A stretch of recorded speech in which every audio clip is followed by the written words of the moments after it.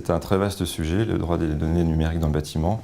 En fait, il faut que vous sachiez qu'aujourd'hui, le droit français a beaucoup d'outils qui nous permettent de gérer la question de la donnée et de la propriété intellectuelle dans le bâtiment. On croit souvent que c'est un nouveau sujet, c'est effectivement un nouveau sujet en termes de travail. Les acteurs ont forcément des habitudes à changer par rapport à leur manière de travailler, mais le droit existe.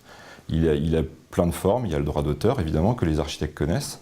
Il y a le droit des bases de données, qui est le pendant finalement du droit des logiciels. Il y a le droit des logiciels, puisqu'évidemment, aujourd'hui, le bâtiment se numérisant, forcément, le droit des logiciels va devenir quelque chose de très important. Il y a le droit de la propriété industrielle classique, qui comporte le brevet et les marques. Donc toutes ces législations-là, finalement, sont très utiles.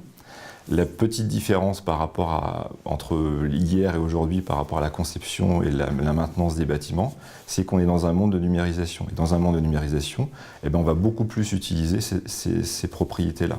On va toujours utiliser le droit d'auteur, mais dans une vision plus numérique. On va évidemment utiliser le droit des logiciels, parce que c'est le soutien à l'activité de la numérisation. Aujourd'hui, quand on fait n'importe quel projet industriel, dont l'immobilier, se développe en numérique, on utilise le droit des logiciels, le droit des bases de données et le droit des brevets.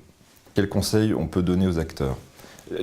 Probablement le plus naturel, c'est évidemment, si on est collaboratif, il n'y a pas de raison de ne pas être collaboratif au niveau du contrat. C'est-à-dire qu'il ne faut pas du tout avoir de tabou par rapport à ça.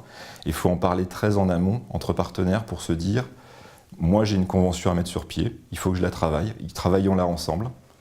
Et c'est comme ça qu'on va progresser dans la définition de ses compétences, de ses contributions et de ses risques. Je pense que le meilleur moyen et le meilleur conseil, c'est d'avoir ce que font toutes les industries du monde. C'est-à-dire qu'aujourd'hui, les gens ont pris l'habitude dans d'autres secteurs de faire des conventions, et ils le font de manière un peu mécanique ou mécanisée. Je pense que l'immobilier doit le faire.